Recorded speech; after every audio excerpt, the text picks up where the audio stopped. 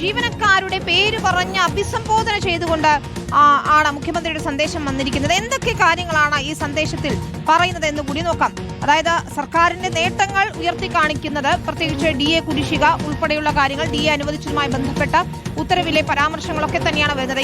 ഈ സന്ദേശം എന്ന് പറയുന്നത് കഴിഞ്ഞ ബജറ്റിലെ വാഗ്ദാനങ്ങൾ ഒന്നൊന്നായി നടപ്പാക്കുന്നു, അതോടൊപ്പം തന്നെ DA കുടിശ്ശിക പൂർണ്ണമായും അനുവദിക്കുന്നു, പെൻഷൻകാർക്കും ഒപ്പം ഈ ജീവനക്കാർക്കും പ്രഖ്യാപിച്ച DA കുടിശ്ശിക പൂർണ്ണമായും അനുവദിക്കുകയാണ്.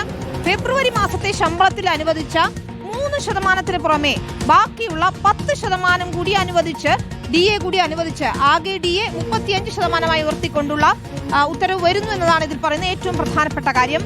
മാർച്ച് 1 ലഭിക്കുന്ന ശമ്പളത്തോടൊപ്പം ആദ്യം വർദ്ധിപ്പിച്ച 3% DAയും ഏപ്രിൽ 1 ലഭിക്കുന്ന ശമ്പളത്തോടൊപ്പം ഈ വർദ്ധിപ്പിച്ച 10% DAയും അക്കൗണ്ടുകളിലെത്തും, കൈകളിലെത്തും എന്നതാണ് ഏറ്റവും പ്രധാനപ്പെട്ട ഒരു സന്ദേശമായി വരുന്നത്. അതായത് ഈ DAയുമായി ബന്ധപ്പെട്ടുകൊണ്ട് സർക്കാർ ജീവനക്കാർക്ക് അയക്കുന്ന മെസ്സേജിൽ അവരെ കയ്യിലെടുക്കുക എന്നത് കൃത്യമായ സന്ദേശമാണ് ഇത് നൽകുന്നത്. മാത്രമല്ല ഭവന നിർമ്മാണ അഡ്വാൻസ് പുനഃസ്ഥാപിച്ച കാര്യവും ഈ സന്ദേശത്തിൽ പറഞ്ഞിരിക്കുന്നു.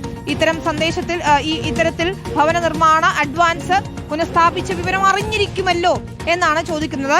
ഈ ജീവനക്കാരുടെ ക്ഷേമം ഉറപ്പാക്കാൻ സർക്കാർ ഒപ്പമുണ്ടാകും എന്ന് കൃത്യമായി പറയുകയാണ്. വരും നാളുകളിലും കരുതൽ തുടരും, ഉറപ്പാണ് വാക്ക്. സ്നേഹത്തോടെ മുഖ്യമന്ത്രി പിണറായി വിജയൻ എന്ന് പറഞ്ഞുകൊണ്ടാണ് ഈ സന്ദേശം വരുന്നത്. ഈ സന്ദേശത്തിൽ നമുക്ക് അപാകതയൊന്നും കാണാനാകുന്നില്ല. പക്ഷേ ഈ സന്ദേശം അയച്ചത് പേഴ്സണൽ നമ്പറുകളിലേക്കാണ്. ആ ഡാറ്റ എവിടെ നിന്ന് കിട്ടിയെന്നതാണ് ചോദ്യം. ഏതായാലും സന്ദേശം